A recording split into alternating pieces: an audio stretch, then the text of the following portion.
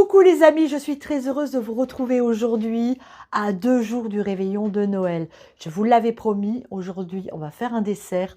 On va réaliser une bûche au marron. Alors cette bûche est un souvenir des fêtes de Noël qu'on faisait en famille. Lorsque j'étais jeune fille, on était très nombreux et c'est ma tati adorée qui a mené la bûche. Alors elle en faisait une au chocolat et de mémoire une au marron. Alors malheureusement, je n'ai pas sa recette, donc je vais faire ma version de la bûche au marron. On va faire ça à 4 mains, ma fille Justine va m'aider. Vous allez voir, c'est pas très compliqué à réaliser une bûche maison et c'est tellement bon. Allez, vous êtes prêts? C'est parti en vidéo. Pour réaliser une bûche de Noël, il faut faire une génoise. Pour cette recette, je vous renvoie vers la vidéo que j'ai déjà faite sur la chaîne.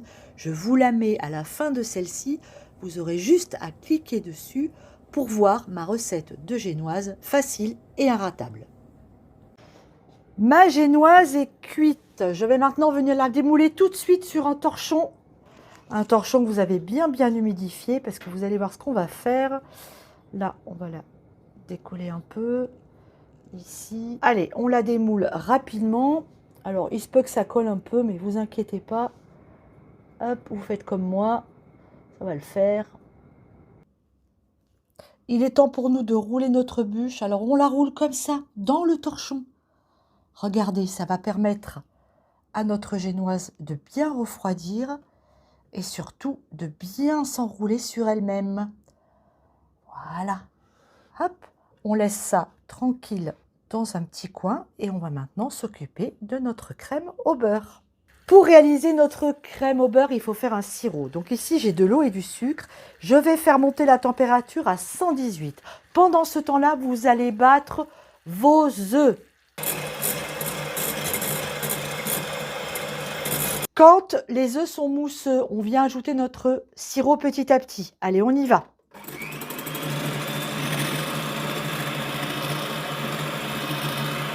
On vient de battre jusqu'à ce que notre préparation soit froide. On va maintenant venir incorporer le beurre, toujours en battant. C'est parti!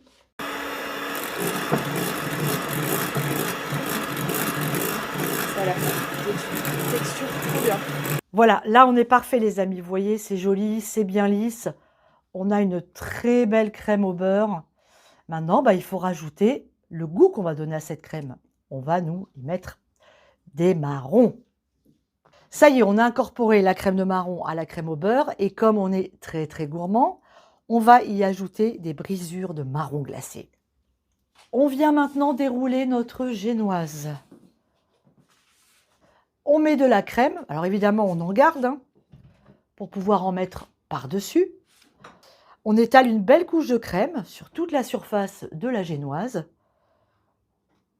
Voilà, vous mettez à peu près un petit centimètre de crème. C'est joli et on a goûté.